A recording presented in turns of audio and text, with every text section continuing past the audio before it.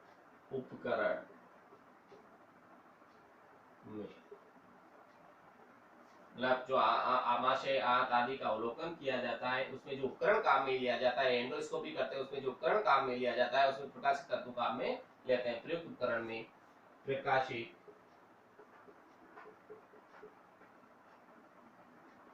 तंतु का उपयोग किया जाता है या काम में लेते हैं। उपकरण में प्रकाशित तंतु को काम में लेते हैं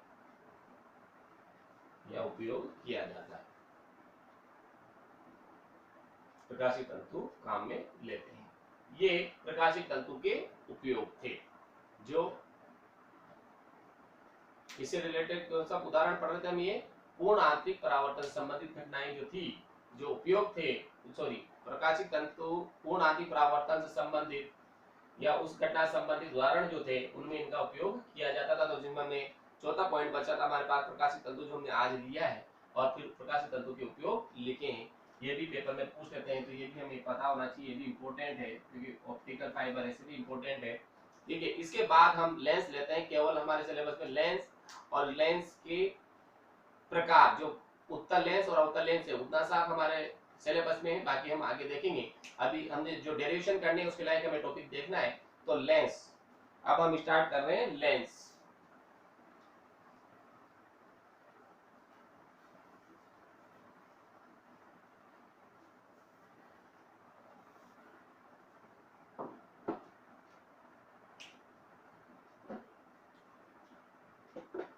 लेंस, लेंस क्या होता है? ऐसा समांगी पारदर्शी माध्यम जो दो वक्र पृष्ठों अतः एक वक्र पृष्ठ और एक समतल पृष्ठ से घिरा हो।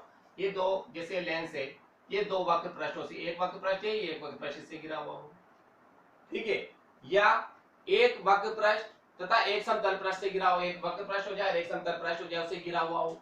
तो इस प्रकार की जो आकृति होती है वो कहलाती है लेंस। क्या कहलाती है? लेंस। तो हम ले रहे हैं आज न्यू टॉपिक लेंस।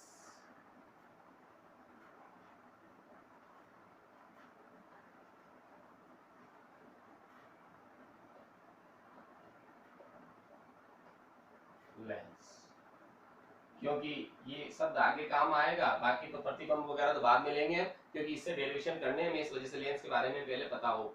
तो ऐसा समांगी पारदर्शी माध्यम जो दो वक्र पृष्ठों, परिभाषा लिख ले पहले, ऐसा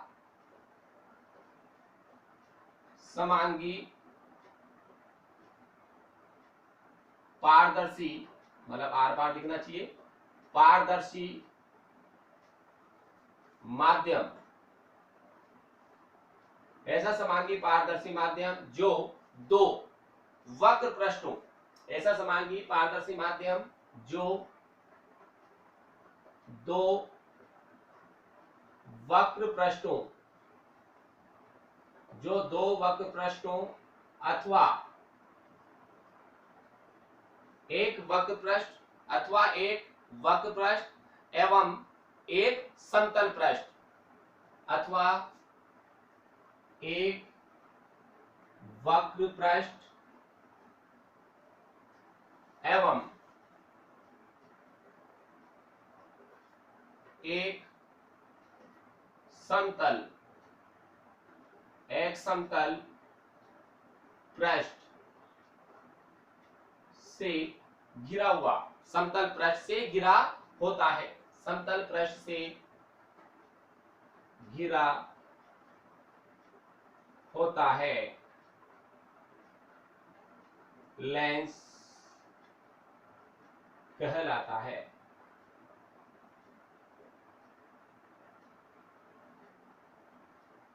मतलब क्या हो गया? ऐसा समांगी पारदर्शी माध्यम, मतलब आर पार दिखेगा उसमें, चाहे अवतल लेंस हुआ चाहे उत्तल लेंस हुआ, तो क्या हो गया? ऐसा समांगी पारदर्शी माध्यम, ऐसा समांगी पारदर्शी माध्यम जो दो वक्र पृष्ठों, क्योंकि दर्पण में तो क्या होता है, एक भाग पॉलिश होता है या पॉलिश नहीं होता है, तो जो दो वक्र पृष्ठों अथवा एक वक्र पृष्ठ एवं एक समतल पृष्ठ से घिरा हो लेंस कहलाता है।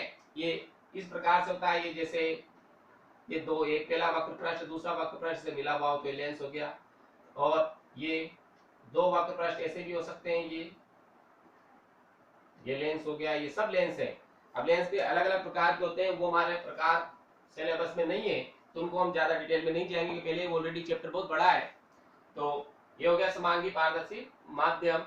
ऐसा समांगी पारदर्शी माध्यम जो दो वक्र पृष्ठ हो, ऐसा समांगी पारदर्शी माध्यम जो दो वक्र पृष्ठ हो अथवा एक वक्र पृष्ठ तथा एक समतल पृष्ठ से घिरा हुआ हो, लेंस कहलाता है। लेंस दो प्रकार के होते हैं। कितने प्रकार के? लेंस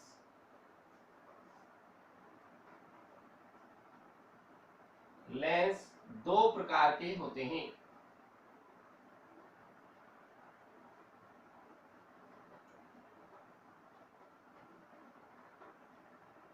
लेंस दो प्रकार के होते हैं। पहला है वही जैसे दर्पण पढ़े थे, उत्तल और अवतल। तो पहला है हमारे पास उत्तल लेंस। उत्तल लेंस इसको बोलते हैं हम कॉन्वेक्स लेंस।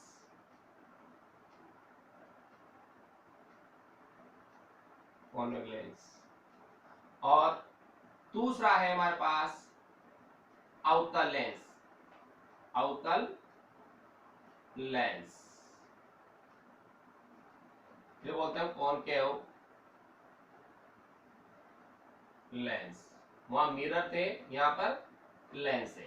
तो लेंस कितने प्रकार के हो गए? दो प्रकार के मुख्य रूप प्रकार यही है, उत्तल लेंस और अवतल लेंस। सबसे पहले हम लेते हैं उत्तल लेंस।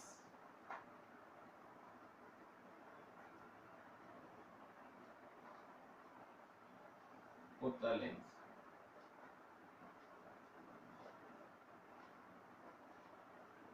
उत्तल लेंस जो है, ये ऐसे लेंस जो बीच में से मोटे हों और किनारों से पतले हों, वो क्या कहलाते हैं? उत्तल लेंस कहलाते हैं। और उत्तल लेंस जो होते हैं, ये प्रकाश किरणों को फोकसित केंद्रित करते हैं, प्रकाश किरणों को फोकसित करने का कार्य करते हैं। इसलिए इन लेंसों को हम क्या कहते हैं? अभिसारी लेंस भी कहते हैं। क्या कहते हैं? अभिसारी, जो किरणों को एकत्रित करते हैं। तो उत्तल लेंस की परिभाषा क्या होगी? सीधी सीधी परिभाषा हम लिखेंगे, वो लेंस जो बीच में से मोटे तथा किनारों से पतले होते हैं। तो परिभाषा लिख लें, वे लेंस, या डायरेक्ट लिख लो ऐसे लेंस, ऐसे लेंस, ऐसे लेंस जो बीच में से मोटे, ऐसे लेंस जो बीच में से मोटे तथा किनारों से क्या होते हैं? ऐसे लेंस जो बीच में से मोटे एवं किनारों से पतले होते हैं तथा किनारों से पतले होते हैं, उत्तल लेंस, उत्तल लेंस कहलाते हैं।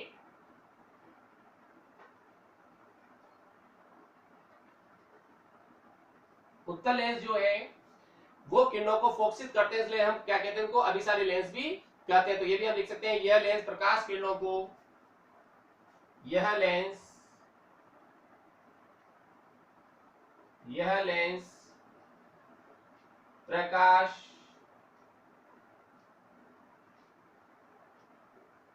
किरणों को फोकसित, यह लेंस प्रकाश किरणों को क्या करते हैं? फोकसित करने का, यह लेंस प्रकाश किरणों को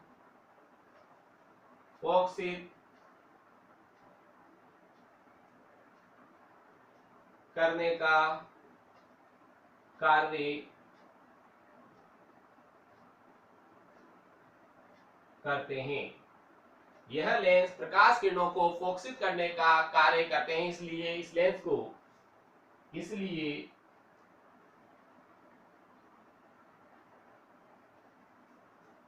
इसलिए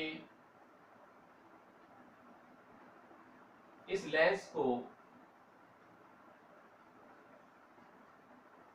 कौन सा लेंस? इसलिए इस लेंस को अभिसारी लेंस, इसलिए इस लेंस को अभिसारी लेंस भी कहते हैं।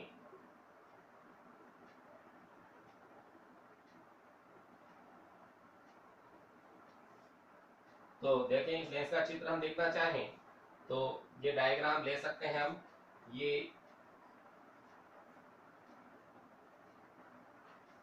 ये किनारों से पतले और बीच में से मोटे होते हैं, ये इस प्रकार के लेंस। ये हो गया तुम्हारे पास उत्तल लेंस। लेंस ये किनारे पतले और ये बीच में से मोटे, ये उत्तल लेंस है। अब दूसरा हमारे पास है अवतल लेंस।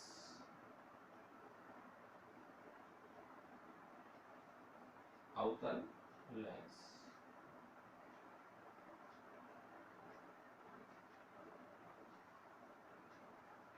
दूसरा कौन सा है हमारे पास? अवतल लेंस। वो इसका उल्टा, ऐसे लेंस जो बीच में पतले और किनारों से मोटे होते हैं। इसका उल्टा करके लिख दो, ऐसे लेंस जो बीच में पतले, ऐसे लेंस जो बीच में पतले तथा किनारों से मोटे होते हैं, अवतल लेंस कहलाते हैं। अवतल लेंस कहलाते हैं।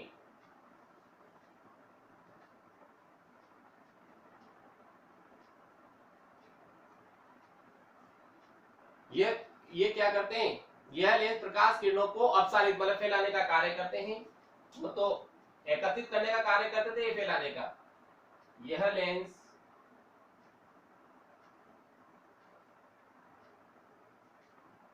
लेंस प्रकाश किरणों को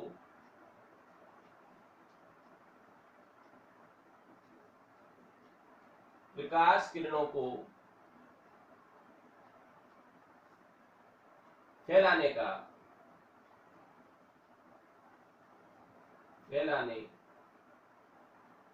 कार्य करते हैं। इसलिए क्या कहते हैं? करते हैं इसलिए इस लेंस को कौन सा लेंस कहते हैं अपन?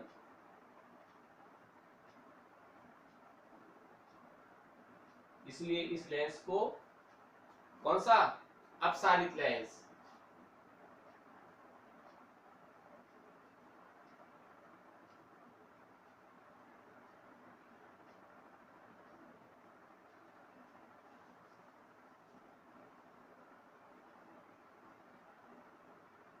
अपसारित लेंस भी कहते हैं। कौन सा? अपसारित लेंस।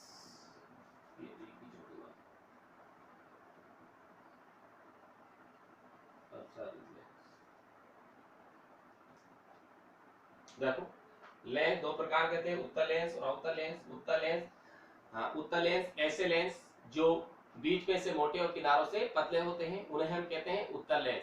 उत्तल लेंस प्रकाश किरणों को एकत्रित करने का कार्य करते हैं, इसलिए हम इसे अभिसारी लेंस भी कहते हैं। दूसरा था अवतल लेंस का उल्टा कर दो, ऐसे लेंस जो बीच में से पतले और किनारों से मोटे होते हैं, अवतल लेंस कहलाते हैं। ये किरणों को फैलाने का कार्य करते हैं, इसलिए इन्हें अपसारित लेंस भी कहते हैं। और इसको चित्र हम देख लेते हैं। ये किनारों से मोटे और बीच में से पतले, ये हो गया इसका चित्र। मैं इधर बना लूं ध्यान से।